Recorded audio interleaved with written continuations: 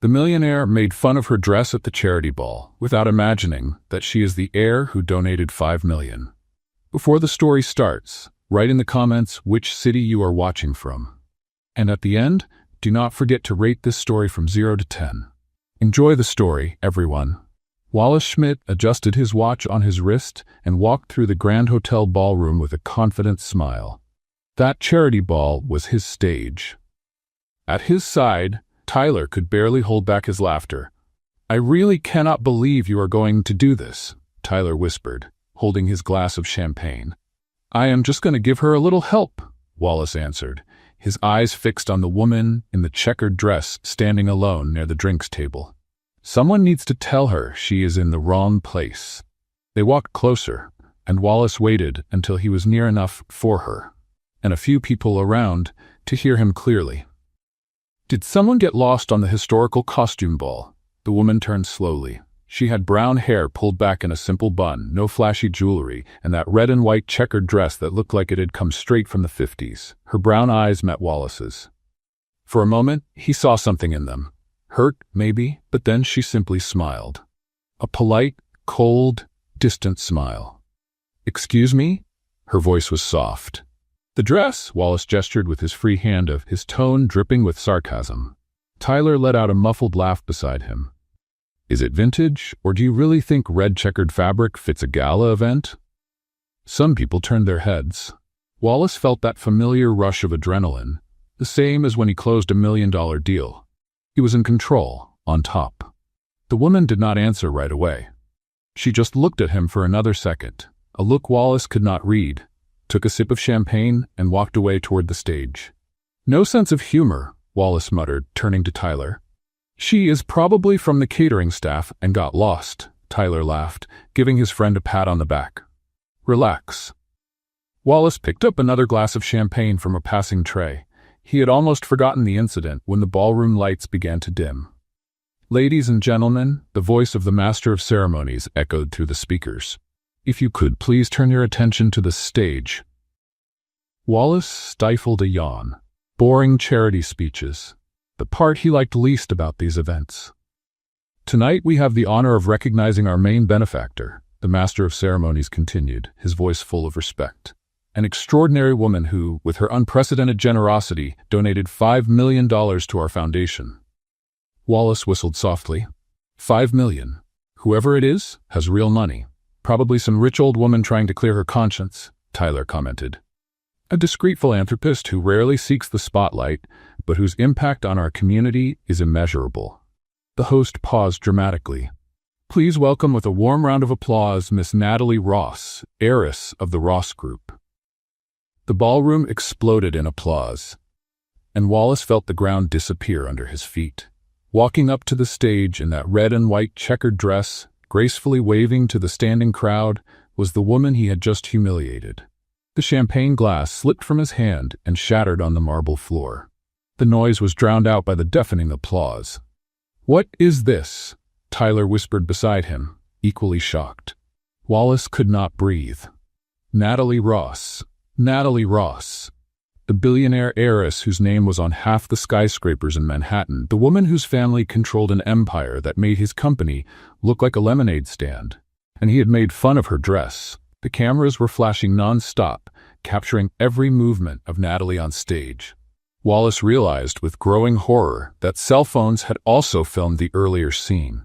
He had been close enough. People had heard.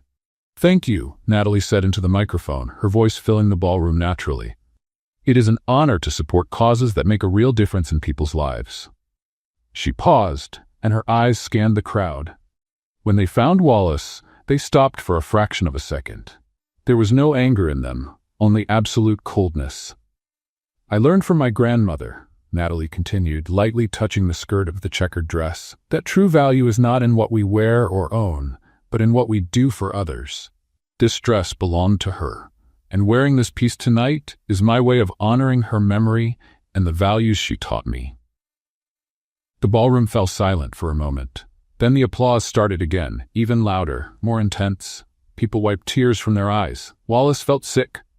"I hope everyone enjoys the evening," Natalie finished with a bright smile. She stepped down from the stage as the crowd moved closer, wanting to greet her. Executives, politicians, celebrities, all of them wanting a moment with the $5 million woman. "You are in big trouble," Tyler said, with no trace of humor. "Do you know who she is? The Ross Group controls half of Wall Street." "I know," Wallace practically shouted, running his hands through his hair. Panic was starting to take over. "I need to apologize, now." He started crossing the ballroom, but Natalie was surrounded by at least 20 people. It was impossible to get close. Wallace waited. 5 minutes. 10. 15. Finally, when the circle around her shrank slightly, he moved closer, his heart beating so loudly it felt like everyone could hear it. "Miss Ross," his voice came out shaky. "I would like to apologize." Natalie turned toward him and simply looked at him, from head to toe, as if she were evaluating something extremely uninteresting. Then, without saying a single word, she turned back to the couple beside her and continued the conversation they had started, as if Wallace did not exist. As if he were air. "Miss Ross, please." Wallace tried again, taking a step forward. "Excuse me," Natalie said, still not looking at him, her tone polite but as sharp as a blade. "I am in the middle of a conversation." The man beside her, an executive Wallace vaguely recognized, looked at him with one eyebrow raised and a scornful smile. Wallace stepped back, feeling his face burn. People were watching, whispering. Some were holding back smiles. Tyler appeared, pulling his arm. "Let's go. You are making everything worse." But Wallace stood there, paralyzed, watching Natalie move through the ballroom like a queen. She greeted important people, laughed, touched arms in a familiar way. The mayor kissed her hand. A famous Hollywood actor took a selfie with her. And that plaid dress Wallace had mocked? Under the ballroom lights, it shone. It was vintage, yes. But it was also elegant, unique, unforgettable. Much more interesting than the generic designer dresses all the other women were wearing. Natalie looked in his direction one more time. Just a quick glance. But Wallace felt the weight of it like a punch in the stomach. He was nothing to her. Less than nothing. "Come on, let's go," Tyler insisted, pulling him again. But Wallace could not take his eyes off Natalie Ross, the woman he had humiliated, the woman who now had all the power to destroy him with a single phone call, the woman who was now ignoring him as if he did not exist. And as he watched her disappear into the crowd of admirers, Wallace realized two things. First, he had just made the biggest mistake of his life. Second, and even more terrifying, the consequences were only just beginning. The next morning, Wallace woke up feeling like he had been run over by a truck. Not because of the champagne he had barely drunk, but because of the crushing weight of the shame he had carried since the night before. He grabbed his phone from the bedside table and immediately regretted it. 17 unread messages, all from Tyler. "You became a meme. Seriously, look on Twitter. It's everywhere." Wallace sat up in bed in a jump, his heart racing. With trembling fingers, he opened the social media app and typed his own name. The first result was a video with 3 million views. The title said, "Arrogant businessman humiliates billionaire heiress without knowing who she is." Wallace pressed play and watched, horrified, as his own voice echoed, "Did someone get lost on the way to a period costume ball?" The camera then showed Natalie walking up to the stage, and the zoom closed in on his face, completely pale, mouth open, eyes wide. He looked like a fish out of water. The comments were even worse. "This guy needs a lesson in humility." His face when he found out who she was, priceless. Natalie Ross is a queen. That dress was beautiful and had a story. Wallace tossed the phone onto the bed and buried his face in his hands. He took a deep breath 3 times, trying to calm down. It did not work. The phone rang. It was Tyler. "Did you see it?" His friend's voice sounded tense. "I saw it," Wallace murmured. "There's more. The press found out who you are. Your name is being linked to the video on all the business news sites." "Great. Wonderful. And there's something else." Tyler paused. "Remember that investment your company was negotiating with the Horizon Foundation?" Wallace's stomach dropped. "I remember. They canceled today's meeting. No explanation." Wallace closed his eyes. The Horizon Foundation was crucial to expanding his tech company, and Natalie Ross was a member of the foundation's board. Coincidence? Impossible. "Tyler, what do I do?" "Honestly, pray." The call ended and Wallace sat on the bed staring into space. His perfect life was falling apart, all because of one stupid comment about a dress. 3 days went by, 3 days of torture. Every meeting Wallace tried to schedule was postponed or canceled. Emails that used to be answered in minutes were now left with no reply. An article in a business magazine called him the perfect example of out-of-control corporate arrogance.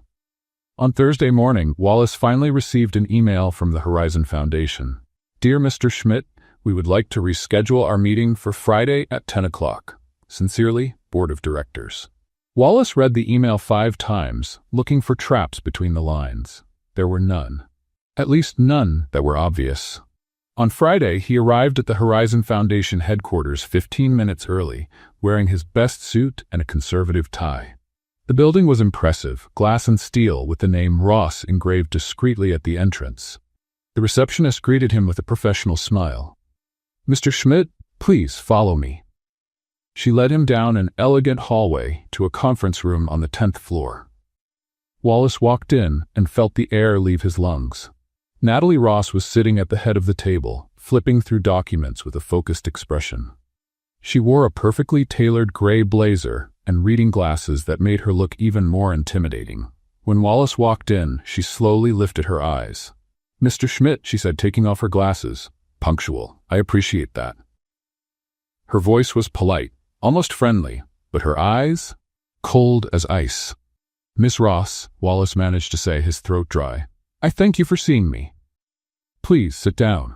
Wallace pulled out the chair, his hands sweating. Natalie kept looking at him with that neutral expression that revealed nothing. "So," she began, folding her hands on the table, "your proposal for the foundation." "Yes, Let me be direct, Mr. Schmidt," Natalie gently interrupted him. "We reviewed your company. The numbers are impressive. The technology you develop has real potential to impact underserved communities." Wallace felt a spark of hope. "Thank you, However," she went on, and the hope died instantly, "we have some concerns about your company's corporate culture." Wallace swallowed hard. "Corporate culture?" "Yes." Natalie picked up a folder and opened it. "We received 3 anonymous reports from employees in the last 6 months. Allegations of a hostile work environment, inappropriate jokes, lack of sensitivity in matters of diversity." Each word was like a knife. Wallace knew exactly what she meant. He had ignored those complaints, considering them exaggerations from people who were too sensitive. "Ms. Ross, I can explain." "No need," she raised her hand delicately. "I am just stating facts. You see, Mr. Schmidt, the Horizon Foundation does not invest only in technology. We invest in people, in values, in character." She paused, tilting her head slightly. "And frankly, I am not sure your company reflects the values we are looking for." The silence that followed was deafening. Wallace tried to find words, any words, but he was completely lost. Natalie simply watched him, waiting. Finally, he managed to speak. "Miss Ross, about the ball. I was completely wrong. It was unforgivable." "It was," she agreed calmly. Is it what? Unforgivable?" Wallace blinked, confused. I do not understand." Natalie leaned back in her chair, a small smile, almost imperceptible, touching her lips. "Mr. Schmidt, have you ever stopped to think about why you made that comment?" I was foolish. Arrogant. I judged by appearance." "Yes, you did. But why?" she asked, now genuinely curious. "What is it in you that sees a woman wearing a simple dress and feels the need to humiliate her in public?" The question caught him off guard. Wallace opened his mouth, closed it, then opened it again. "I do not know," he finally admitted, his voice weak. "Then find out," Natalie said, standing up. "Because until you understand your own motivations, Mr. Schmidt, nothing you say will be a real apology. It will only be empty words." She walked to the window, looking out over the city below. "This meeting is over. We will postpone our decision about the investment for another 30 days. Use that time wisely." Wallace remained seated, stunned. Then Natalie turned, and for the first time, he saw something different in her eyes. It was not anger, it was not contempt, it was disappointment. And somehow, that was infinitely worse. "Miss Ross?" Wallace stood up quickly. "Give me a chance to prove I can be better." Natalie studied him for a long moment.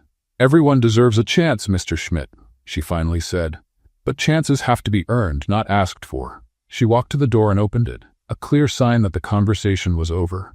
Wallace walked past her, feeling smaller than ever. But before he left completely, he stopped. "The dress," he said quietly without looking back. Was it your grandmother's? There was a pause. It was, Natalie answered, her voice softening a little. She wore it the day she met my grandfather. She said it was the happiest day of her life. Wallace nodded, a strange pain tightening in his chest. It was beautiful, he said. It is beautiful. I was wrong. Another silence. You can go now, Mr. Schmidt. Wallace left the room, and the door closed behind him with a soft click. While he waited for the elevator, he realized something disturbing. For the first time in years, he cared about what someone thought of him. He really cared. And that person was exactly the one he had hurt. The elevator doors opened, and Wallace stepped in, pressing the button for the lobby. 30 days. He had 30 days to find out who he really was, and maybe, just maybe, to become someone better. Wallace spent the weekend locked in his apartment, avoiding phone calls and lost in thoughts that would not let him rest. On Monday morning, he woke up with an idea that seemed absurd and brilliant at the same time. If Natalie wanted him to discover who he really was, he needed to go back to where it all began. 3 hours later, Wallace parked his imported car in front of a worn-out building in Brooklyn. The neighborhood where he had grown up seemed smaller than in his memories, but the essence was the same. Children played on the sidewalk, music drifted from open windows, and the smell of home-cooked food hung in the air. He went up the stairs to the 3rd floor and knocked on the door of apartment 17. A black woman with gray hair opened the door, her eyes widening in surprise. Wallace Schmidt? My goodness, boy, how long has it been? Hi, Mrs. Helen? Wallace gave a shy smile. About 5 years, I think. Helen had been the neighbor who took care of him when his mother worked 3 different jobs. She pulled him into a tight hug that smelled of cinnamon and vanilla. Come in, come in. You look so different, all dressed in a suit and so elegant. The apartment was small but cozy, full of photographs and plants. Wallace sat on the same sofa where he used to do his homework while Helen made coffee. So what brings you here after so long? She asked, serving 2 cups. Wallace hesitated. I made a terrible mistake, Mrs. Helen, and I need to understand why I did it. What kind of mistake? I judged someone by their appearance. I said cruel things about a woman just because she was wearing a simple dress. Helen took a sip of coffee, watching him closely. And why did you do that? I don't know. That's why I'm here. Wallace, Helen leaned forward. Do you remember when you were 12 and you got those expensive sneakers from the school donation program? Wallace nodded slowly. He had received a pair of brand-name sneakers from a charity drive and wore them for months until they were completely worn out. Do you remember what happened? I stopped playing with Tommy, Wallace said, the memory slowly coming back, because he wore old sneakers. Exactly, Helen nodded. You were so afraid of being the poor boy again that you started to reject everything that reminded you of where you came from. Her words hit Wallace like a punch. He swallowed hard, feeling a lump in his throat. I never stopped to think about that. We rarely stop, Helen said with a sad smile. But when you forget where you came from, you end up forgetting who you are. Wallace left Helen's apartment 2 hours later with a heavier heart and a clearer mind. He had work to do. The next morning, Wallace did something he had not done in years. He searched on Google for social projects in New York, and it did not take long for him to find a pattern. Natalie Ross's name appeared quietly in at least 15 different organizations: orphanages, community centers, education programs. She funded everything, but never appeared in the official photos or at the publicity events. One project in particular caught his attention: the Hope Community Center in the Bronx. The schedule showed that there were activities with children every Wednesday and Friday. It was Wednesday. Wallace arrived at the center at 3 in the afternoon, wearing jeans and a simple shirt. The building was colorful, with murals painted on the outside walls showing children playing and studying. He went in, a little hesitant. The reception area was busy, with children running from one side to the other and volunteers organizing activities. Can I help you? A young blonde woman asked, smiling. I would like to volunteer, Wallace said, the words coming out before he could think twice. That's great. We are always in need of help. Do you have any experience with children? None, Wallace admitted. No problem. Come with me. I'll show you the place. She led him down a hallway full of children's drawings hanging on the walls. At the end, there was a large room where about 20 children were doing different activities. Some were drawing, others were putting puzzles together, some were reading, and supervising everything with a colorful apron over a white blouse was Natalie Ross. Wallace stopped in the doorway, frozen. Natalie looked up and saw him. For a moment, neither of them moved. Then she said something to a child beside her and walked toward him. "Mr. Schmidt," she said, her voice neutral. "What an interesting surprise." "I came to volunteer," Wallace stammered. "Apparently." Natalie crossed her arms. "And how did you find out about this center?" "I did some research. I saw your name connected to several projects." "So you followed me?" "No, it wasn't like that. I just wanted to better understand what you do, who you are." Natalie studied him for a long moment. Wallace could feel the weight of her gaze, as if she were reading every thought in his head. "All right," she finally said. "Since you're here, you can help organize the art supplies. The children love to paint, but they turn this place into a war zone." "I can do that," Wallace said quickly. "Great, follow me." She led him to a table covered with paints, brushes, paper, and glitter spread everywhere. 3 children were painting enthusiastically, creating works that were more abstract than intentional. "Children, this is Mr. Wallace," Natalie announced. "He's going to help you today." A girl of about 7 looked at him with curiosity. "Do you know how to paint?" "A little," Wallace lied. "Liar," the girl said immediately, making Natalie let out a short laugh. "Emily has a built-in lie detector," Natalie explained, her eyes shining with amusement. "It's better to be honest with her." "All right," Wallace knelt down to be at Emily's eye level.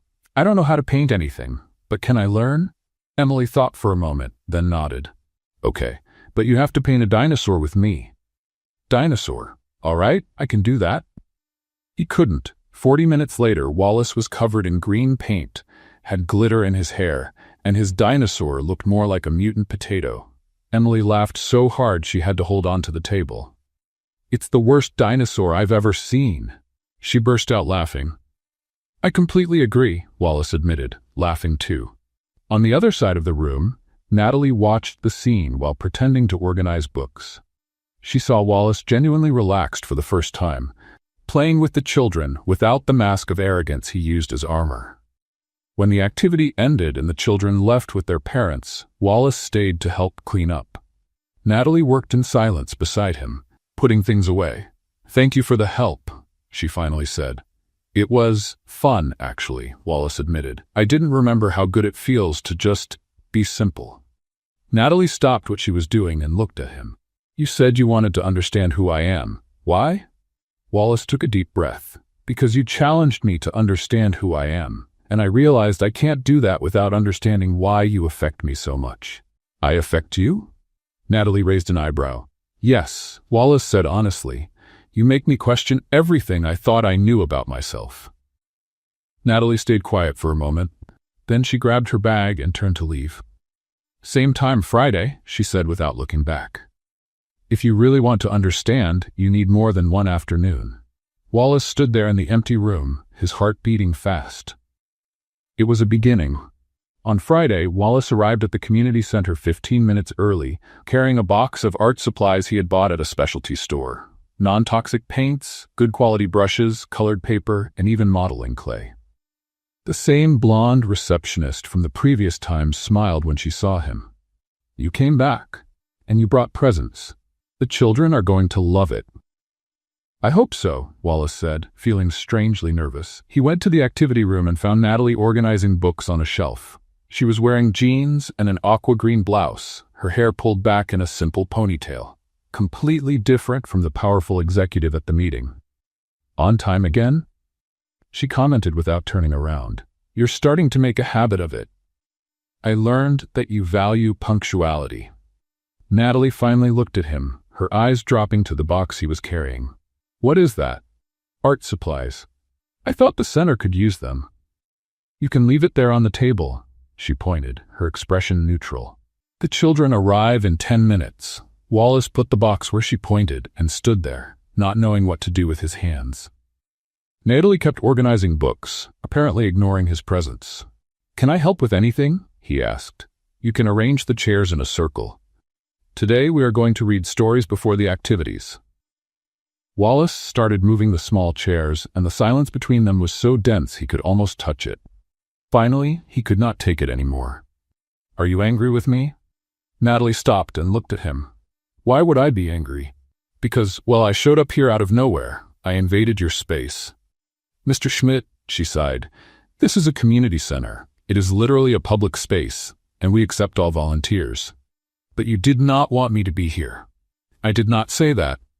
You also did not say you wanted me here. Natalie closed the book she was holding with more force than necessary. What do you want me to say? That I am surprised? I am. That I am suspicious of your intentions? I am that too. But I'm going to give you the benefit of the doubt because, believe it or not, I do not like to judge people too quickly. The irony of that sentence was not lost on Wallace. He opened his mouth to answer, but at that moment, the children started to arrive. Emily was the first to come in, her eyes lighting up when she saw Wallace. You came back? And did you bring your hair full of glitter again? Not today, Wallace laughed, but I brought new supplies for us to paint. Really? Emily ran to the box and peeked inside. Wow, there's paint that glows in the dark. Soon the room was full of excited children exploring the new supplies. Natalie watched everything with an expression Wallace could not read. All right, everyone. She clapped her hands to get their attention. Before we start painting, let us sit in a circle for today's story. The children sat down quickly, and Wallace stood there not knowing where to go. Natalie pointed to a small chair next to Emily. Sit down, Mr. Schmidt. You need to listen too. Wallace squeezed himself into the child-sized chair, his knees almost touching his chin. Some children laughed, and he felt his face grow warm. Natalie picked up an illustrated book and started to read. It was a story about a dragon who was afraid to fly and pretended to be fierce to hide his insecurity. Her voice changed for each character, making the children laugh and get completely involved. Wallace found himself fascinated, not by the story, but by the way Natalie told it. She was natural, funny, completely at ease. There was no calculation, no mask. It was just... Huh. When she finished, the children clapped. And what was the dragon's lesson? Natalie asked. That pretending to be something we are not does not help, Emily answered excitedly. Exactly, Natalie smiled. Sometimes, being who we really are is the bravest thing we can do. Her eyes met Wallace's for a second, and he felt as if she had just sent a message directly to him. The children spread out for their activities, and Wallace joined a group that wanted to make collages. A little girl named Sophie, about 6 years old, was showing him how to glue pieces of colored paper to make flowers. You are not very good at this, Sophie observed with the brutal honesty typical of children. No, I am not, Wallace agreed, looking at his crooked flower. But you're getting better, she added generously. Last week, your dinosaur was terrible. On the other side of the room, Natalie let out a quiet laugh. Wallace looked at her and, for the first time, she smiled back. A small but genuine smile. An hour later, when the activities ended and the parents started to pick up the children, Wallace helped clean up the mess. Natalie worked beside him, putting supplies away. You did well today, she said casually. Really? The children liked you. Sophie is usually shy with new people. She told me my flower was ugly. And it was, Natalie agreed, her eyes shining with humor. But at least you were trying. Wallace laughed, surprised that he did not feel offended. I guess it is a start. It is. They finished cleaning in a comfortable silence. When everything was organized, Natalie picked up her bag. There is a cafe nearby, she said, without looking directly at him. They make very good hot chocolate. Do you want to go? Wallace felt his heart speed up. Yes, I would like that. 10 minutes later, they were sitting in a cozy cafe 2 blocks from the center. Natalie ordered hot chocolate with marshmallows, and Wallace ordered the same. So, Natalie stirred her hot chocolate with a small spoon. Are you going to tell me what you are really doing here? And do not give me the story that you just wanted to volunteer. Wallace took a deep breath. Honesty. That was what she wanted. You told me to find my motivations. So I went back to the neighborhood where I grew up. I talked to people who knew me before I had money. And I realized something. What? That I spent the last few years running away from who I was, and when I saw you in that dress, so comfortable with yourself, not needing to prove anything to anyone, it scared me, because it reminded me of everything I was trying to forget. Natalie watched him for a long moment, taking a sip of the hot chocolate. And now, she asked, what do you want? I want to learn to be like you. Like me? Authentic, real, not afraid of being simple. Natalie let out a short laugh. Mr. Schmidt, you idealize me too much. I am not perfect. Far from it. I know, but you are genuine, and that is rare. They stayed in silence for a moment. Natalie stirred the hot chocolate absent-mindedly, clearly thinking about something. Okay, she said finally. I will make a deal with you. What kind of deal? Keep coming to the center, not once or twice, but for real.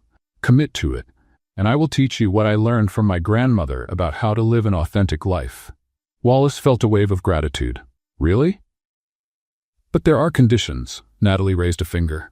No special privileges. You will work like any other volunteer. You will clean, you will organize, you will do the boring tasks. And if I notice that this is just an act to impress the foundation or to clean up your public image, it is over. It is not, Wallace said firmly. I swear it is not. We will see. Natalie finished the hot chocolate. Next Wednesday, 3 o'clock. Do not be late. She stood up, grabbed her bag, and walked to the door.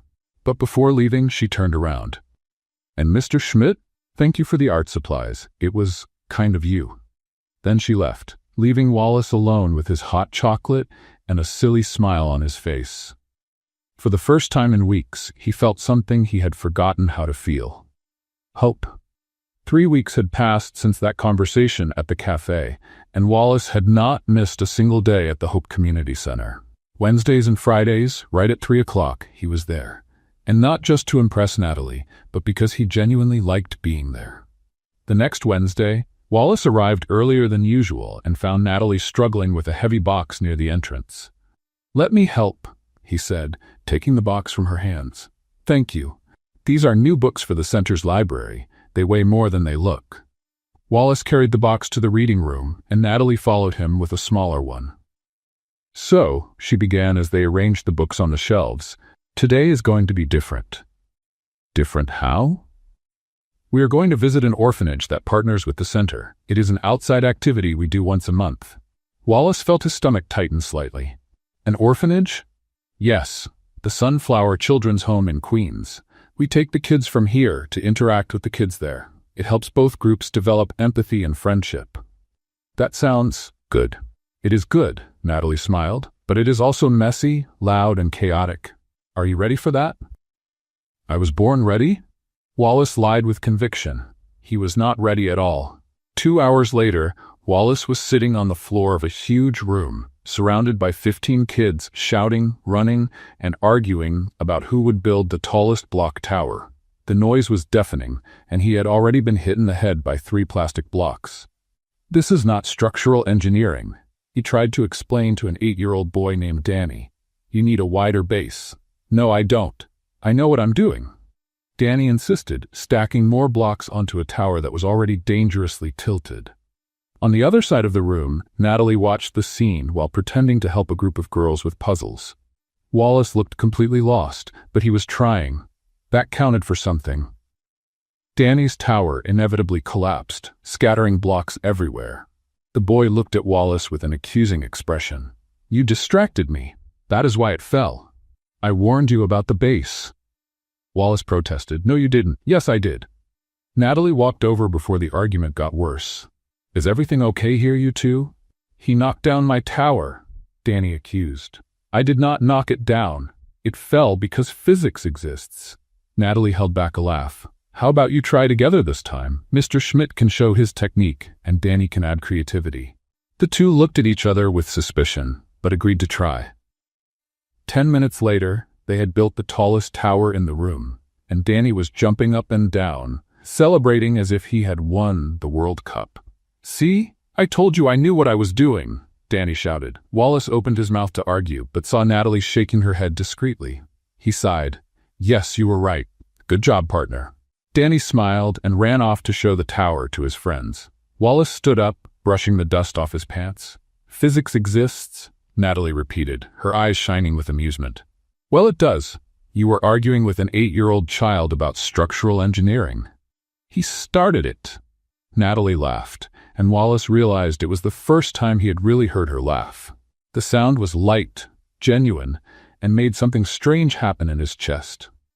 The rest of the afternoon went by quickly. Wallace helped the children with several activities, and when it was time to clean everything up, he was exhausted but strangely satisfied. As they were putting away the last toys, one of the orphanage staff members walked up to Natalie.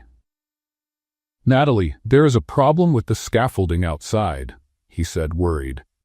"The workers left it unstable when they went home early, and there will be no one to fix it until tomorrow." "Where is it?" Natalie asked immediately. "In the back courtyard, near the play area." Wallace followed them to the courtyard. The scaffolding was set up near a wall that was being painted, but it was clearly unstable. One of the bases was not fixed properly. "I will put caution tape around it," the staff member said, "so no one gets close." "Good idea," Natalie agreed. They were heading back inside when they heard a scream. Wallace turned and felt his blood run cold. A little girl, no more than 5 years old, had slipped out through the back door and was under the scaffolding, picking up a ball that had rolled there. And the scaffolding was swaying dangerously. Wallace did not think. He just ran. He reached the girl at the exact moment the structure started to give way. He grabbed the child in his arms and turned his body, placing himself between her and the falling metal tubes. The impact was strong. Wallace felt a sharp pain in his shoulder and back when the tubes hit him, but he kept the girl protected against his chest.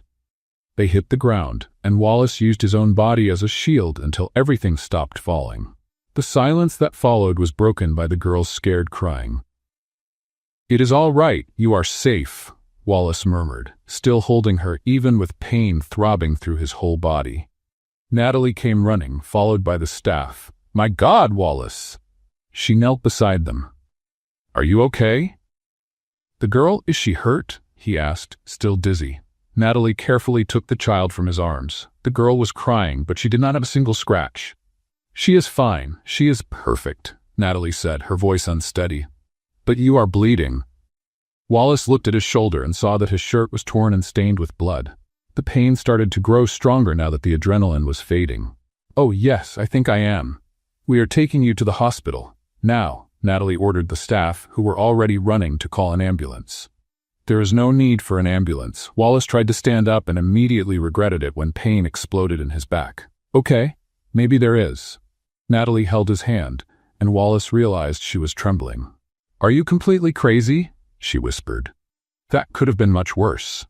"The girl?" "I know. You saved her." Natalie squeezed his hand. It was the bravest and most foolish thing I have ever seen anyone do." Wallace tried to smile, but even that hurt. "So I am improving? Be quiet and stop moving," she ordered, but there were tears in her eyes. The ambulance arrived quickly, and the paramedics began to examine Wallace. He had a cut on his shoulder and possible bruises on his back and left arm. "We are going to take you for some tests," one of the paramedics explained. "I'm going with him," Natalie said immediately. "You do not have to," Wallace began. "I am going," she repeated in a tone that did not allow discussion. At the hospital, after x-rays and stitches in his shoulder, Wallace was released with pain medication and instructions to rest. Natalie had stayed in the waiting room the whole time. When he came out, she stood up at once. "How are you?" "Sore, but alive." "Come on, I will drive you home." In the car, during the ride, they stayed in silence. Natalie drove with focus, but Wallace could tell she was processing something. "Thank you," she said at last, "for saving that girl. You did not hesitate for a second." "I did not think. I just acted." "Exactly." Natalie looked at him briefly before turning her eyes back to the road. "And that showed me something important about you." "What?" "That maybe you are not who I thought you were." Wallace felt something change in that moment, as if a door that had been closed had opened just a crack. "Tomorrow," Natalie said when she stopped in front of his building, "I'm going to visit you. We need to talk." "About what?" "About who you really are, Wallace Schmidt," she said with a slight smile. The next morning, Wallace woke up with his whole body aching. Every movement was a reminder of the accident, but strangely, he did not regret anything. He was having coffee when the doorbell rang. Natalie was at the door, holding a paper bag and 2 cups of coffee. "Good morning. I brought coffee and donuts. May I come in?" Of course, Wallace opened the door wider, trying not to make a pained face. She walked in and looked around the luxurious apartment with a neutral expression. Nice. Very different from Brooklyn. "Yes," Wallace admitted, taking one of the cups. "Thank you for the coffee." They sat in the living room, and for a moment they were both quiet. Natalie nibbled on a donut, watching him closely. "How is your back?" "Sore, but I will survive."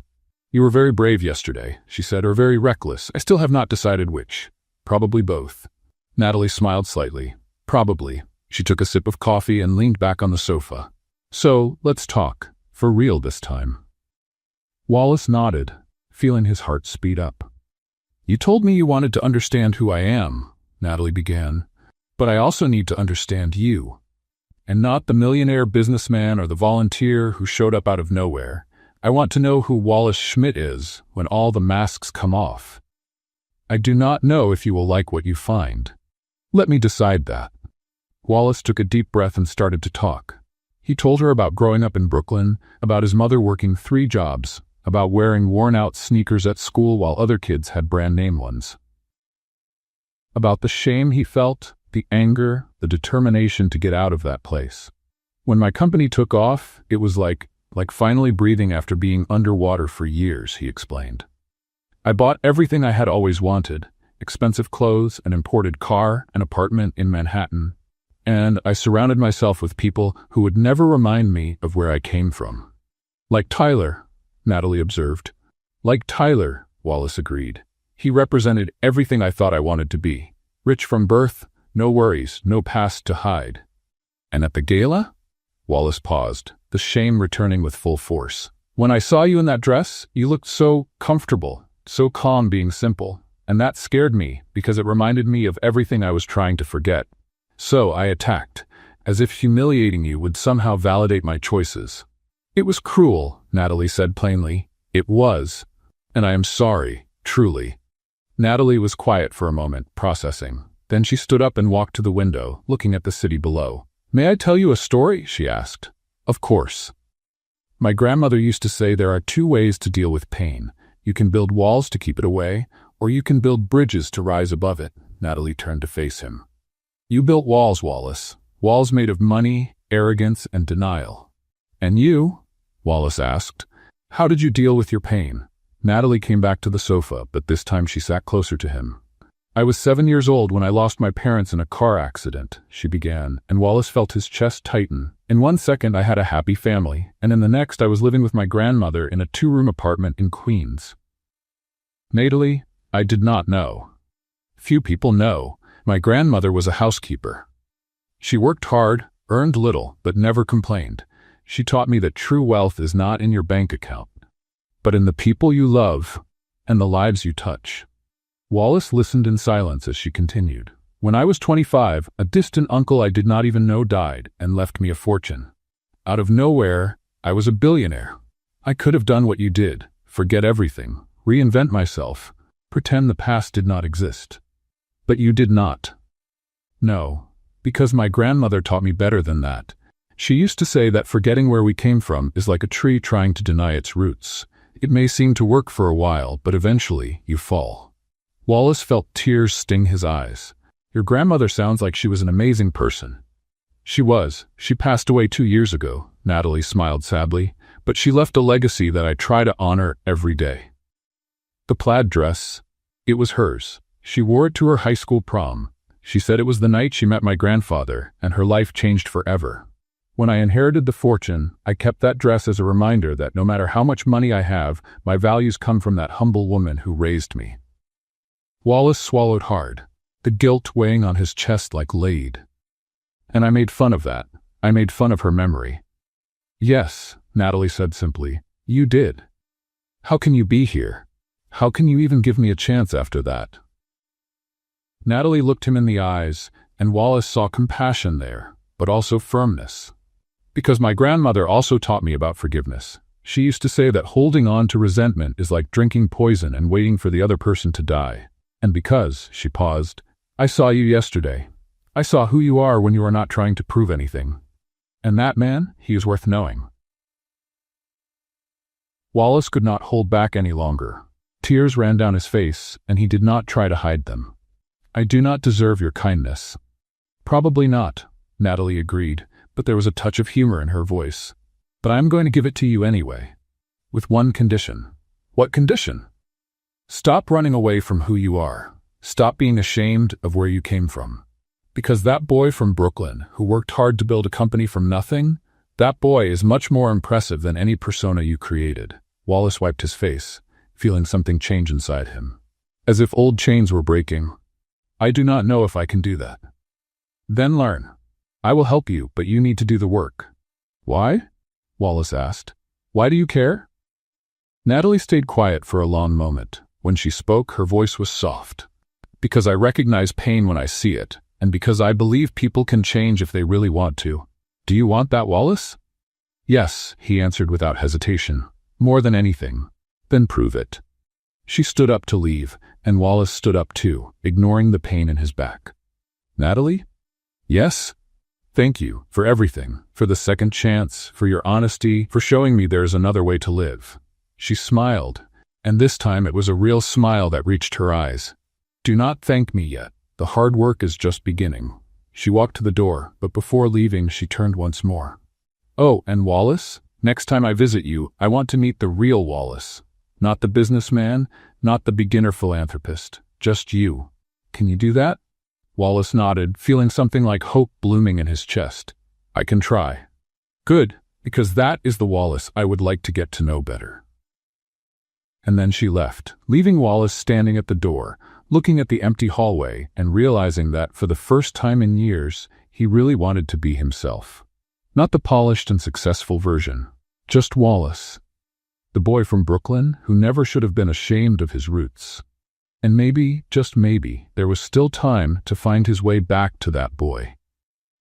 2 weeks had passed since that conversation, and Wallace had returned to volunteer work with renewed commitment. His back still hurt sometimes, but he ignored the discomfort. On the following Wednesday, Wallace arrived at the community center carrying boxes of children's books he had bought at a sale. Natalie was at the front desk talking to the coordinator, and when she saw him, her eyes shone with amusement. "More donations? You are going to go broke at this rate." "They are used. I found them at a book fair," Wallace explained, setting the boxes on the floor. "I thought the children would like them." "They are going to love them." Natalie came closer and peeked inside one of the boxes. "Oh, there are even some classics here." "Good choice." They started organizing the books in the center's library, working side by side in a comfortable silence. Wallace realized he had begun to enjoy these quiet moments with her just as much as their conversations. "So," Natalie broke the silence, "next week there is a charity event I need to attend. Nothing very big, just a fundraising dinner for the literacy program." "It sounds important." "It is, but it is also boring." She made a face. "A lot of rich people pretending to care while they take selfies for Instagram." Wallace laughed. "You do not like these events very much, do you?" "I hate them, but they are part of the job. Someone has to make sure the money goes where it really matters." She paused, biting her lip as if she were considering something. "Would you like to go with me?" Wallace almost dropped the stack of books he was holding. "Really? It would be good to have company. Someone who understands the real purpose of these things, not just the show." "I would love to," Wallace said, trying not to look as excited as he felt. "Great, but I am warning you now, it is formal attire. And before you ask, no, you cannot show up in jeans." "I did not even think of that."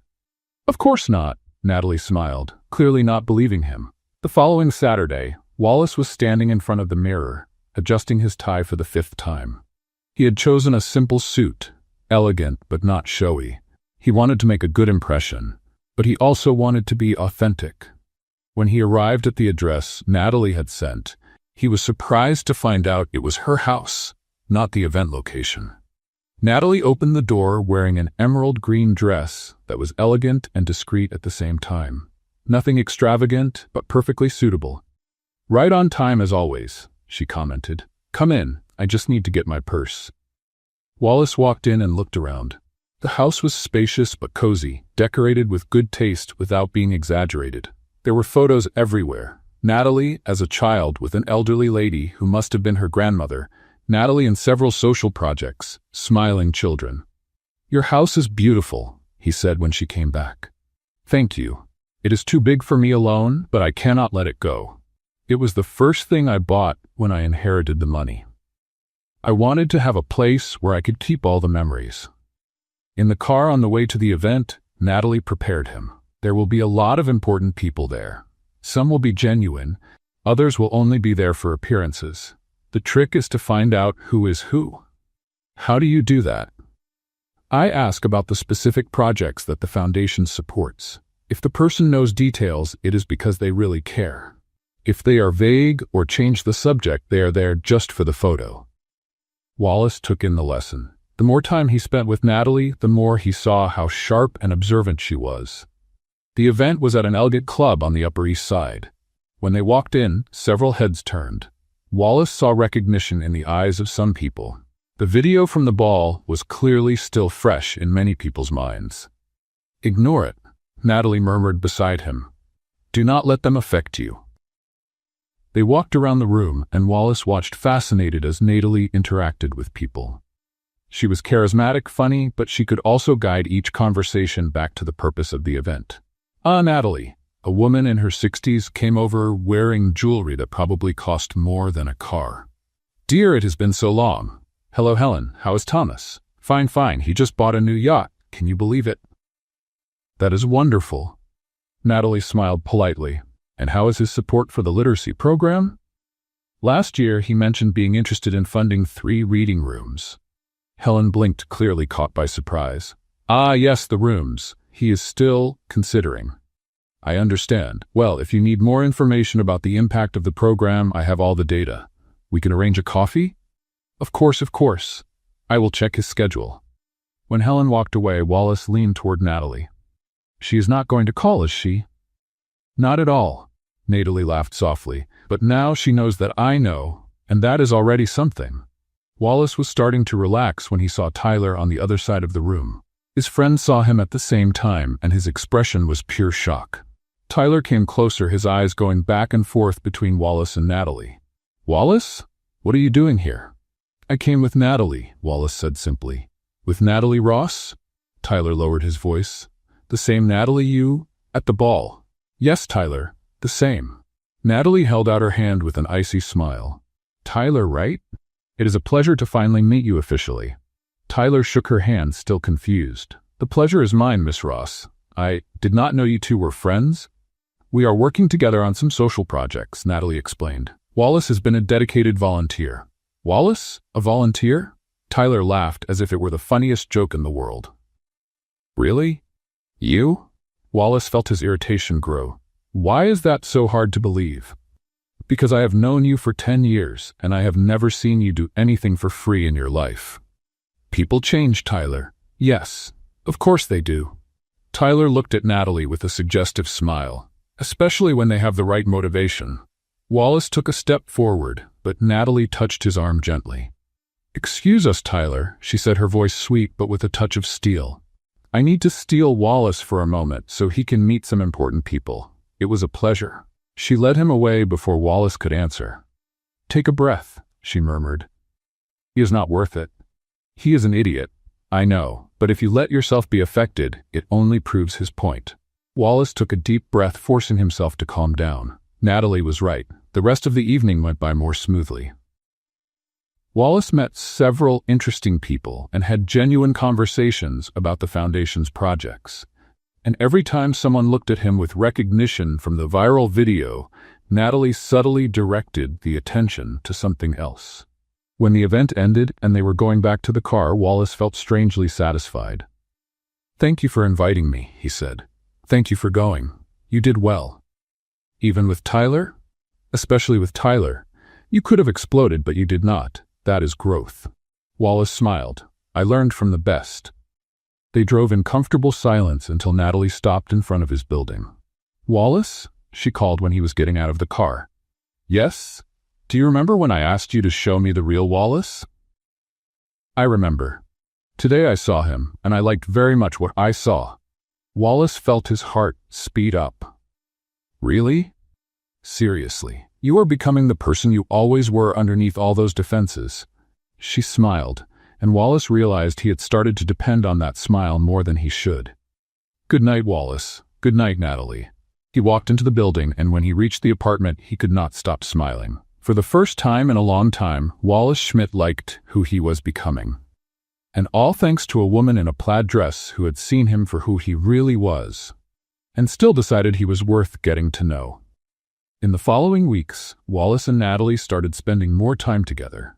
Not only at the community center, but also in cafes, walks in the park, and simple dinners.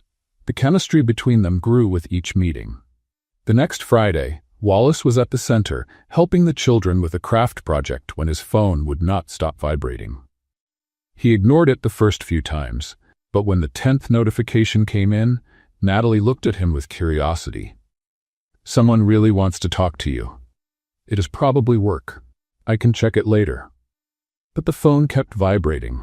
Finally, Wallace excused himself and went to the hallway to check.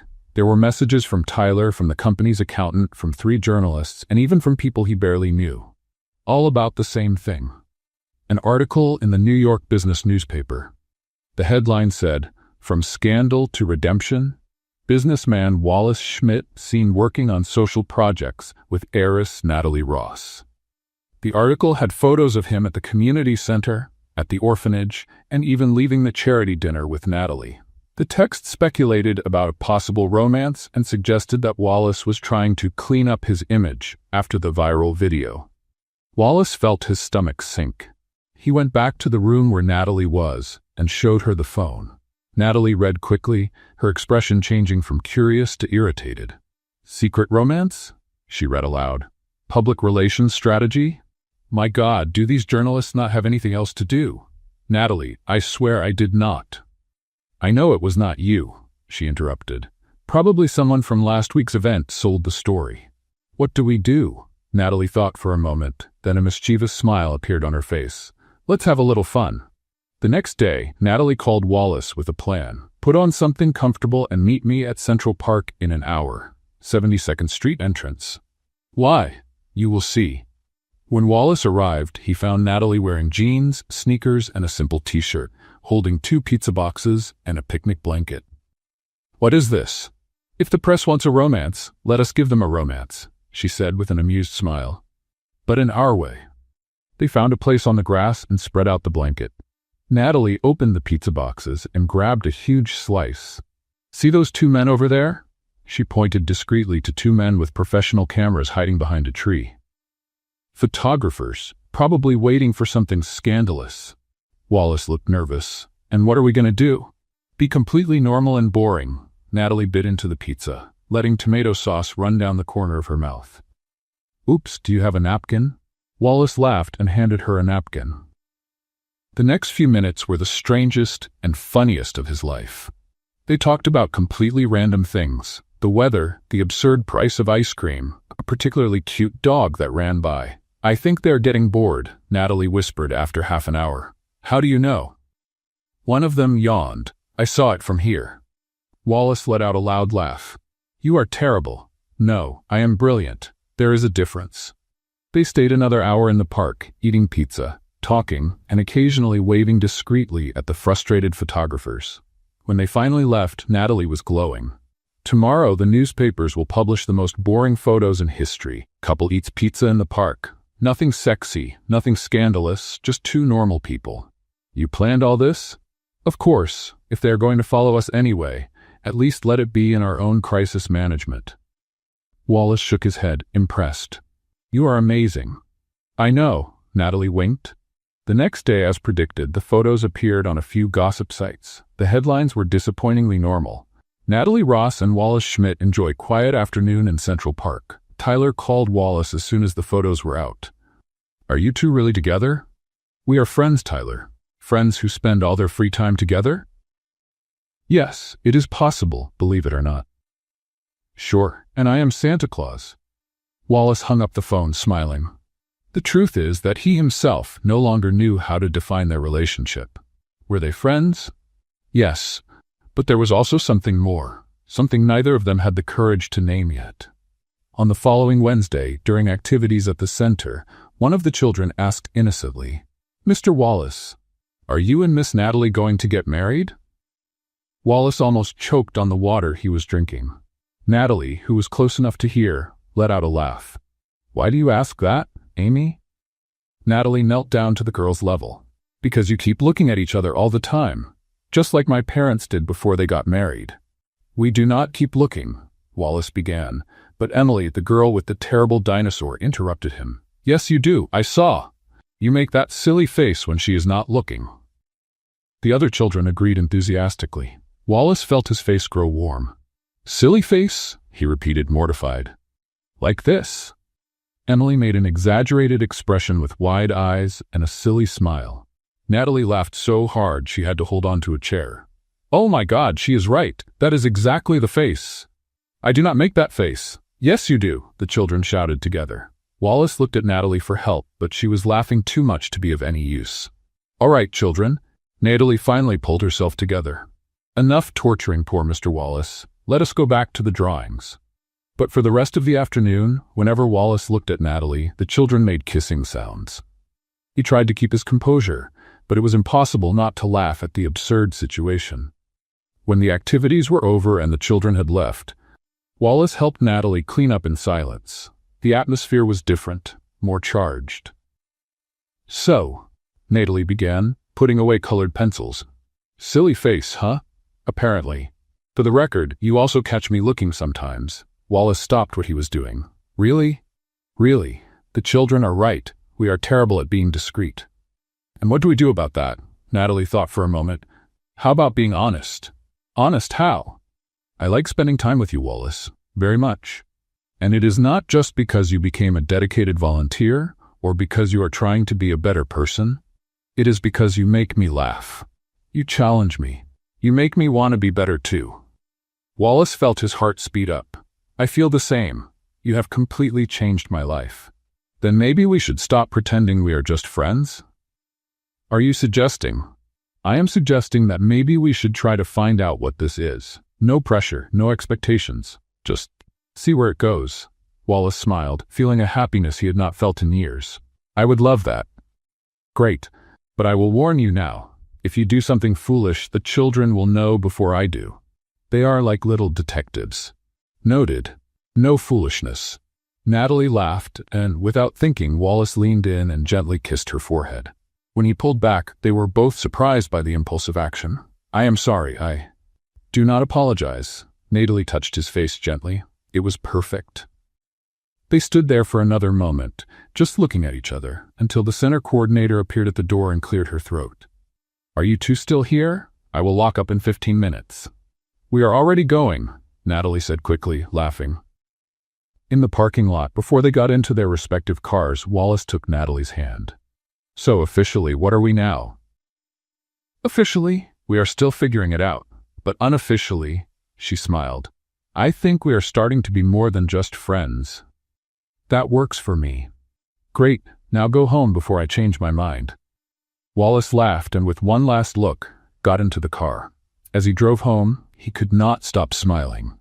Things were changing, and for the first time, Wallace was not afraid of change. He was ready to see where this road would lead him. On the following Saturday, Natalie called Wallace with excitement in her voice. "Wear something that can get dirty. I will pick you up in 20 minutes. "Get dirty? Where are we going?" "It is a surprise." "Oh, and bring sunscreen." 20 minutes later, Natalie parked in front of his building driving an ordinary car, nothing like the luxury vehicles Wallace expected a billionaire heiress to have. "How old is this car?" he asked as he got in. 15. It was my grandmother's. It works perfectly, so why change it? Most people with your money would have at least 3 imported cars." "I am not most people." Natalie started the engine. "And besides, this car has history. My grandmother taught me to drive in it." They drove for 40 minutes until they reached a neighborhood Wallace recognized immediately. It was Queens, but not the gentrified part. It was the area where Natalie had grown up. "Are we?" "Going to visit my old house, the one I shared with my grandmother," Natalie said, parking in front of a modest little house with a well-kept front yard. After she passed away, I kept the property. I could not bring myself to let it go. The house was small but charming, with light yellow paint and windows with floral curtains. Natalie opened the door, and the scent of lavender filled the air. "I come here every week to clean and keep everything in order," she explained. "It is my refuge when the corporate world gets too heavy." Wallace looked around. The decor was simple but cozy. Photos everywhere showed Natalie at different ages, always beside a woman with a warm smile. "Your grandmother seemed amazing." She was. She taught me everything I know about kindness, humility, and the true meaning of wealth. Natalie led him to a small bedroom. There, on a special hanger on the wall, was the red and white plaid dress from the gala. Wallace felt the impact of the words he had said that night come back with full force. There, in that simple room, that dress was not just a piece of clothing. It was a family heirloom, a precious memory, a symbol of love. She wore this dress to her prom.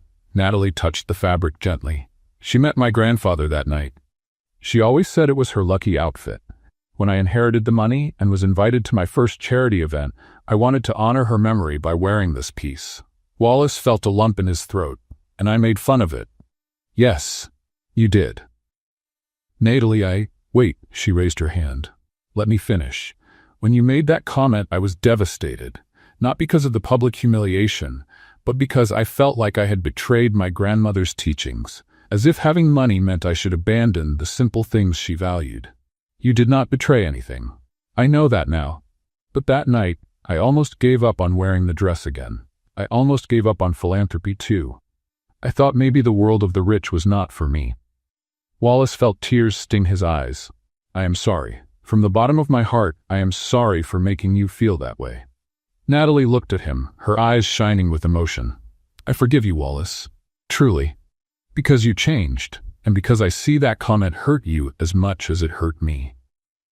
Wallace could not hold back any longer. Tears ran freely down his face as he knelt in front of her, holding her hands. "I was an arrogant fool who could not see beyond appearances. You showed me that true value has nothing to do with money or status. It has to do with character, kindness, and authenticity. Thank you for giving me a chance to be better. Thank you for not giving up on me." Natalie was crying now too. She pulled Wallace up to his feet and hugged him tightly. "You deserved a second chance. Everyone does." They stayed like that for a long moment, just holding each other in that small room, surrounded by memories and love. When they finally pulled apart, Natalie wiped her face and smiled. "Now that is enough drama. Come on, I want to show you something else." She took him to the backyard, where there was a small garden with tomatoes, herbs, and flowers. My grandmother loved gardening. She used to say that putting your hands in the soil keeps you connected to what really matters. It is beautiful. And it needs care. That is why I told you to wear something you could get dirty. Let's work. Wallace spent the next 2 hours learning how to take care of plants with Natalie. She was patient and funny, laughing when he confused weeds with seedlings and almost pulled out a healthy tomato plant. "You are terrible at this." She laughed. "I am a tech executive. The only green thing I know is money." "Well, now you are going to learn. Look, this is basil. It smells good, see?" She rubbed a leaf and held it out for him to smell. It really is good. "And this is mint. My grandmother used to make tea with it." They worked side by side, talking about everything and nothing. Wallace realized he had never felt so comfortable with someone. Natalie made him laugh, challenged him, but also accepted him completely. When they were done, they were both covered in dirt, sweaty, and happy. "I need to show you one more thing before we go," Natalie said, leading him back into the house. She opened a drawer and took out an old photo album. "This was my grandmother when she was young." She pointed to a black and white photo, and here she is wearing the plaid dress for the first time. Wallace looked at the photo. Natalie's grandmother was beautiful, radiant, with the same warm smile he had seen in the more recent pictures. She always said, "A beautiful outfit is the one that carries love and memories, not price." Natalie repeated the words she had said before. "That is why I wear the dress. Not to make a fashion statement, but to carry her with me in important moments."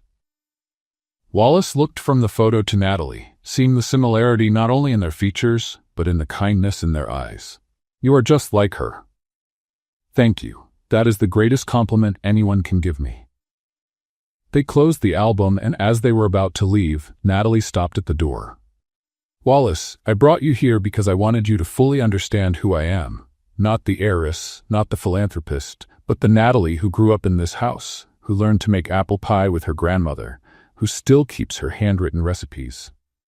I understand, and I like every version of you. Natalie smiled. Good, because if we are going to try this, you need to know all the parts. On the drive back, Wallace was quiet, processing everything he had seen and felt. Natalie looked at him. Are you okay? I am, just thinking about how my life has changed in the last few months. For the better? Infinitely better. Natalie smiled, but then her phone rang. She looked at the screen and her expression changed. It is my Uncle Bernard. Oh no. Trouble? Could be. He rarely calls without a reason. She answered on speakerphone. The voice of an older man, formal and stern, filled the car. Natalie, we need to talk. It is urgent. Hi, Uncle Bernard. About what? About the pictures in the papers. You and that businessman. The same one who humiliated you at the ball. Natalie and Wallace exchanged worried looks. Uncle, that is not. I will have dinner at your house tomorrow at 7, and bring him. I want to meet in person the man who is going out with my niece. The call ended abruptly. Natalie let out a heavy sigh. Well, this is not good. Your uncle seems intense. Bernard is protective, very protective, and he saw the video from the ball several times. He called me furious that day. He hates me. Not yet, but it will be hard to convince him otherwise. Wallace felt his stomach drop. After all the progress, now he would face the judgment of Natalie's family. And something told him it would be much harder than anything he had faced so far. The next day, Wallace spent the whole morning choosing what to wear for the dinner. A suit that was too formal seemed pretentious. Too casual seemed disrespectful. After changing his clothes 5 times, he called Natalie. Calm down, Wallace. It is just a dinner. With your uncle who hates me before even meeting me. He does not hate you, yet. He probably just looks down on you a little. That does not help, Natalie laughed. Wear something comfortable but respectful. Nice jeans and a dress shirt, nothing extravagant. And Wallace, relax. You have already faced worse things. Like what? Like me, when I ignored you at the ball. If you survive that, you will survive, Bernard. At 7 sharp, Wallace rang the doorbell at Natalie's house. She opened the door wearing black pants and a beige blouse, simple but elegant. Ready for the execution? She joked. Very funny. Hey, at least you are on time. Bernard values that. They walked into the dining room, where 3 people were already waiting. A man in his 60s with gray hair and a stern expression had to be Bernard. Next to him were an elegant woman about the same age and another younger man, maybe 40. Uncle Bernard, Aunt Amelia, Cousin Gregory, Natalie greeted each one. This is Wallace Schmidt. Wallace held out his hand. It is a pleasure to meet you. Bernard shook his hand with unnecessary force, his eyes studying him coldly. Mr. Schmidt, the famous technology businessman. Sir, Wallace swallowed hard. Sit down, Bernard said, motioning to the chair in front of him. Dinner started tense. Aunt Amelia served a delicious roast, but Wallace could barely taste it, with Bernard staring at him after every bite. So, Mr. Schmidt, Bernard began, cutting his own food carefully. Natalie told us that you have been working together on social projects. Yes, sir. I have been a volunteer at the Hope Community Center. How convenient, right after humiliating her in public. Uncle, Natalie protested. It is a fair question, Natalie. Bernard did not take his eyes off Wallace. So, coincidence? Wallace took a deep breath. No, sir. It was not a coincidence. After the ball, I realized I had made a terrible mistake. Not only by humiliating Natalie, but because that comment showed something ugly about who I had become. And you decided to fix it by becoming a volunteer? It sounds opportunistic. It did look that way at first, Wallace admitted, but it was not about opportunism. It was about facing who I was and trying to be better. Gregory, the cousin, leaned forward. I saw the video. Everyone saw it. That was very cruel. It was, and I have no excuse. Then why did you do it? Amelia asked, her voice gentler than the men's. Wallace looked at Natalie, who nodded encouragingly. Because when I looked at Natalie in that dress, I saw something that scared me. She was comfortable being simple, authentic. And I had spent years running away from my own humble roots, surrounding myself with luxury and superficiality. That comment was my own insecurity speaking. At least it is honest, Bernard murmured. Dinner went on with questions that got harder and harder. Gregory asked about his intentions, Amelia about his values, and Bernard about absolutely everything. "And your company?" Bernard asked. "I read that it is seeking investment from the Horizon Foundation." "It was, but that has nothing to do with Natalie." "Does it not? How convenient that the very board member you offended can approve your project." Wallace felt his irritation grow but controlled himself. "With all due respect, sir, if I were using Natalie, I would not have spent months working on social projects without asking for anything in return. And I certainly would not be here being questioned by her family." Natalie held back a laugh. Bernard raised an eyebrow. "He has personality, I will give him that." "Bernard, be fair," Amelia cut in. "The young man is trying." "Trying or acting? That is what I need to find out." Natalie put her fork down on the table firmly. "Enough. Uncle Bernard, I understand that you want to protect me, but this has already gone too far. Natalie, you are very important to this family, and I am old enough to make my own decisions," she cut him off. "Wallace has changed. I saw it. The children at the center saw it. He risked his own safety to save a child in an accident." "Anyone would do that," Bernard said. "But not everyone would do what he did afterward," Natalie went on. "He went back to the neighborhood where he grew up poor. He faced his own past. He learned gardening with me in a tiny garden. Do you think someone doing this out of self-interest would go that far?" Gregory watched everything with interest. "She has a point." "Thank you," Wallace said, unsure. Dinner ended without major explosions, but Bernard still looked suspicious. When Wallace and Natalie were leaving, Bernard pulled him aside. "Mr. Schmidt, a word." Natalie hesitated, but Bernard motioned for her to wait in the car. "Look," Bernard began when they were alone, "I do not trust you. Not yet. But I see something in Natalie that I have not seen in years. Genuine happiness. If you are responsible for that, then maybe you deserve a chance." "Thank you, sir. But," Bernard pointed a finger at him, "if you hurt my niece, if this is some elaborate game, I guarantee you will regret it. I have resources that make your business look like a candy store." Wallace nodded seriously. "I understand, and I promise my intentions are genuine. We will see. Time will tell the truth." In the car, Natalie looked at him anxiously. "What did he say? That he will destroy me if I hurt you?" Classic Bernard, she rolled her eyes. "I am sorry, he is too protective." "No, I understand. If I had a niece like you, I would be the same." Natalie smiled and took his hand. "You did well, better than I expected." "Really?" "Because I feel like I failed miserably."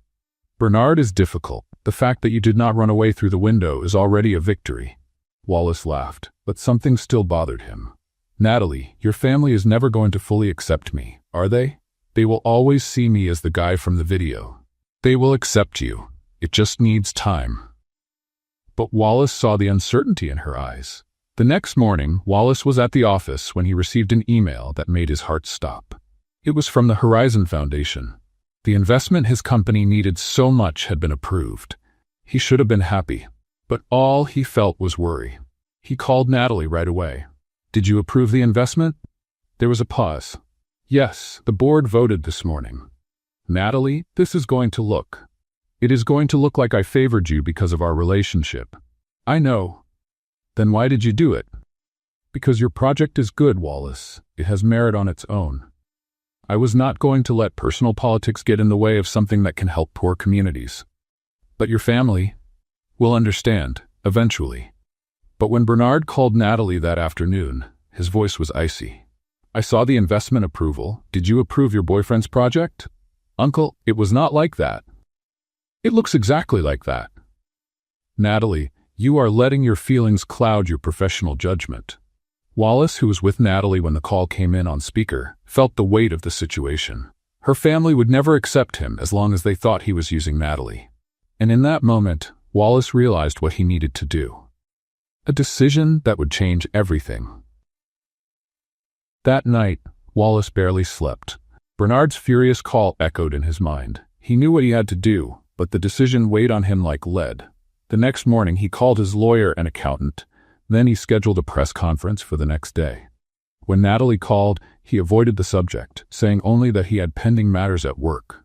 "Are you all right?" she asked, worried. I am just taking care of a few things." "Wallace, about what my uncle said." "Natalie, I have to go. I will call you later." He hung up before she could insist. The next day, Wallace was in a conference room full of journalists. Cameras flashed, microphones were adjusted. He took a deep breath and began. "Good morning. I called this press conference to make an important announcement about the future of my company and my personal life." The journalists leaned forward, attentive. "Recently, I received approval for a significant investment from the Horizon Foundation, a project that could expand my company and generate considerable profits." Wallace paused. "I am turning down this investment." Murmurs exploded in the room. "In addition, I'm giving up $1 million partnership with a multinational tech company that has been under negotiation for months." The murmurs turned into shouted questions. Wallace raised his hand, asking for silence. "Instead, I will redirect these resources to create a community development fund in Brooklyn, the neighborhood where I grew up. The fund will support education, mentoring programs, and entrepreneurship opportunities for young people from low-income communities." "Mr. Schmidt," a journalist shouted, "does this have anything to do with the accusations that you are using your relationship with Natalie Ross for your own benefit?" Wallace looked directly at the camera. "It has everything to do with it. I have learned in the last few months that true success is not measured in profits or investments, but in the positive impact we create. And I will not allow my presence in Natalie's life to be stained by suspicion of self-interest." Another journalist raised her hand. "Are you confirming a relationship with Miss Ross?" "I am confirming that she changed my life. She showed me there is a better way to live, to do business, to be a human being. And if her family or anyone else thinks I am with her for interest, this decision proves the opposite." The questions went on for another 20 minutes. When it finally ended, Wallace was exhausted but relieved. His phone exploded with messages. Tyler called 17 times. Investors sent desperate emails, but the only call that mattered never came. Natalie did not call. 2 hours later, Wallace was in the apartment when the doorbell rang. It was Natalie, and she did not look happy. "Have you lost your mind?" She came in like a storm. "Turning down the investment? Walking away from the partnership? Wallace, this is your career." "I know what it is." "Then why did you do it?" "Because your family will never accept me while they think I am using you, and because I realized they are right to be suspicious." "They are not right." "Yes, they are, Natalie. Think about it. I show up out of nowhere after humiliating you. I start working where you work. I get close to you, and suddenly my company receives $1 million investment that you approved? It looks suspicious even to me." Natalie stopped pacing, taking that in. "But you really changed. I saw it. I know that. You know that. But no one else knows, and I will not let our relationship be questioned forever. I will not let you have to choose between me and your family. That is not your decision to make. It is, yes, because I love you." The silence that followed was deafening. Wallace realized what he had just said. Natalie stared at him, eyes wide. "You? What?" "I love you," Wallace repeated, calmer now. "I love you, Natalie, and that is why I need to prove to everyone, including your family, that I am not here for the money or the connections. I am here for you." Natalie stayed quiet for a long moment. Then, to Wallace's surprise, she started to laugh. "You are impossible, you know that?" "What?" "You give up millions of dollars, cause a scandal in the press, and tell me you love me, all on the same day. Could you not be normal for 5 minutes?" Wallace did not know whether to laugh or be offended. "I am sorry for not being normal when I declare my love." "No," Natalie walked up to him, her eyes shining. "I am sorry for making myself love you back before I had time to get ready." Wallace's heart stopped. "You love me?" "Obviously. Why else would I put up with you?" Wallace pulled her into a hug, and for the first time in days, he felt that everything would be okay. But the happiness did not last long. The next day, Bernard showed up at Natalie's place without warning. Wallace was there, and the tension in the air was heavy. "I saw the press conference," Bernard said, his voice neutral. "Uncle?" "Let me talk, Natalie." Bernard turned to Wallace. "It was a smart move. turning down the investment publicly, giving that beautiful speech about community. It was not a move, Wallace said firmly. No? Then what was it? A grand romantic gesture? A sacrifice for the woman you love? It was the right thing to do. Bernard studied him for a long moment. Will your company survive without those investments? It will. It will be harder, but it will. And you do not regret it? Not at all. Bernard nodded slowly. Maybe I judged you wrong. Natalie and Wallace exchanged surprised looks. Maybe, Bernard went on, you are not the opportunist I thought you were. But I still have my doubts. Uncle, Natalie protested. No, Natalie, he needs to hear this, Bernard looked at Wallace. You say you love her. You proved it by giving up money. But love is not proved once. It is proved every day, in small and big choices. I know that, sir. Good, because if you hurt my niece, if all this is just a phase, a temporary redemption, you will wish you had never set foot at that ball. Understood. Bernard turned to leave, but stopped at the door. Oh, and Schmidt, the Foundation's annual charity ball is in 2 weeks. Same place as last year. Natalie will be there. You should be there too. He left, leaving Wallace and Natalie confused. What did he mean by that? Wallace asked. I do not know, but I know my uncle. He is planning something. Something good or bad? With Bernard, it could be either one. In the 2 weeks that followed, Wallace continued his work at the community center and began to develop the community fund he had announced. The press followed him constantly, documenting his transformation. Tyler called one last time. Man, did you really throw everything away for a woman? I did not throw anything away, Tyler. I found something much more valuable. You have gone crazy, completely crazy. Probably, but I am happy like this. Tyler hung up, and Wallace realized he did not miss the superficial friendship they had. On the day of the ball, Wallace was nervous. He put on a simple suit, nothing extravagant. Not the same expensive suit from the year before, but one he had bought in a regular store. When he arrived at the Grand Hotel, the memories of that terrible night came back strongly. But this time, it was different. He was not there to show off or impress. He was there for Natalie, and he was about to find out what Bernard had planned. The Grand Hotel ballroom was exactly as Wallace remembered. Crystal chandeliers, tables decorated with expensive flowers, people dressed in their finest clothes. But this time, he did not feel superior. He only felt nervous. Wallace looked around for Natalie in the crowd. When he finally saw her, his heart stopped. She was wearing the red and white plaid dress, the same dress he had made fun of a year earlier. Her grandmother's dress. Natalie saw him at the same time and smiled, walking toward him. But before they could greet each other, Bernard appeared on the stage, taking the microphone. Good evening, everyone, his voice echoed through the room. Welcome to the Horizon Foundation's annual charity ball. Wallace and Natalie exchanged confused looks. Tonight is special for several reasons, Bernard continued. First, because we raise funds for important causes. Second, because we have the chance to correct mistakes from the past. Wallace's stomach dropped. Exactly 1 year ago in this same ballroom, we witnessed an unfortunate moment. A cruel comment that went viral on social media and stained what should have been a celebration of generosity. People started whispering, remembering. Some looked at Wallace. Wallace Schmidt, Bernard called him directly. Would you come up to the stage, please? Natalie squeezed his hand. You do not have to. Yes, I do, Wallace murmured. It is all right. He walked to the stage with shaking legs, aware of all the cameras and eyes fixed on him. When he reached Bernard's side, the older man looked at him with an expression that was impossible to read. Mr. Schmidt, a year ago you made a comment about my niece's dress. Would you repeat what you said? The silence in the room was absolute. Wallace took the microphone with trembling hands. I said, did someone get lost from the period costume party?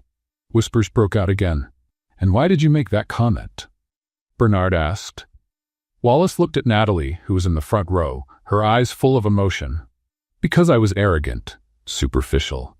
I judged people by their appearance and status. That dress represented everything I was trying to forget about my own humble origins. And by making fun of it, I was making fun of the part of myself I was ashamed of. Bernard nodded. And what would you say to Natalie now, if you could go back to that night? Wallace stepped down from the stage and walked over to Natalie. He held out his hand to her. May I? Natalie, with tears in her eyes, placed her hand in his. He led her to the center of the ballroom, exactly where he had made the cruel comment a year earlier. "If I could go back to that night," Wallace said into the microphone, but looking only at her, "I would say that your dress is the most beautiful thing I have ever seen. Not because of the stitching or the fabric, but because of the love and memory it carries. I would say that you are extraordinary for honoring your grandmother this way, and I would ask, with all humility, for the honor of dancing with you." Natalie let out a tearful laugh. "Are you asking me to dance now?" "I am, 1 year late, but I am." The music started to play, and Wallace realized that Bernard had planned everything. He pulled Natalie into a slow dance while everyone watched. "You are shaking," Natalie whispered. "I am terrified. Your whole family is looking at me." "My whole family is seeing you make things right," she corrected. "There is a difference." They danced in silence for a few moments. Then Wallace stopped in the middle of the dance floor. "Natalie Ross," he said, still with the microphone on. "1 year ago, I made the worst mistake of my life by judging the most extraordinary woman I have ever met just because of a dress. Since then, you have taught me that a person's true worth is not in what he or she wears or owns, but in the heart." Tears were running freely down Natalie's face now. "You have shown me that true wealth is kindness. It is humility. It is making a difference in people's lives without expecting anything in return. And your heart, Natalie, is worth more than all the gold in the world." Wallace knelt down in front of her, and the whole ballroom held its breath. "I do not have a ring yet, because this happened faster than I planned, but I need to ask. Would you give me the honor of building a life together where what matters is love, not appearances? Where we can be simple and authentic and still be extraordinary?" Natalie looked at him, then at her family in the front row. Bernard had tears in his eyes. Aunt Amelia was smiling. Even Gregory seemed moved. "Wallace Schmidt," Natalie said, pulling him up to his feet, "you are completely impossible. You know that?" "I have been told that. You show up in my life, annoy me, challenge me, give up millions of dollars, and now you officially ask me to be your boyfriend in the middle of a gala without even having a ring? When you put it that way, it sounds bad." "It is terrible," she laughed through her tears. "It is the most disorganized and imperfect thing anyone has ever done." "So, is that a no?" "It is a yes, you fool. Of course it is a yes." The ballroom exploded in applause. Wallace pulled her into a tight hug, and for the first time in his life, he did not care who was watching or what they thought. Bernard went up on stage again. "Well, that was unexpected," he said dryly, but there was a smile on his face. "But considering that my original test was only to make you apologize in public, I think you went beyond that, Schmidt." "Test?"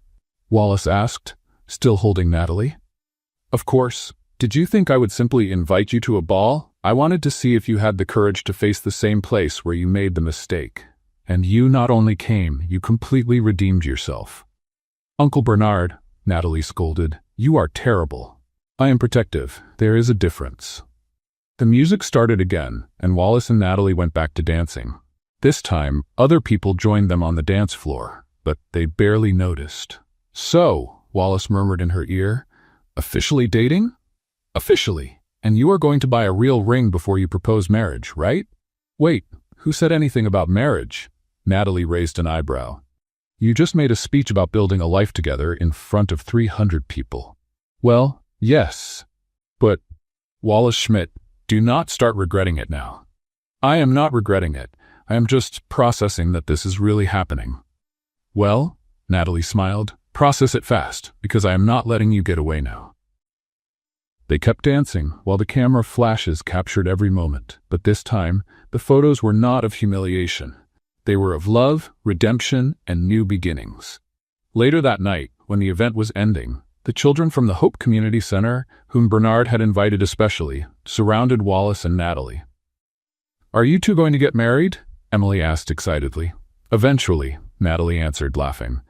"I told you," Sophie cheered.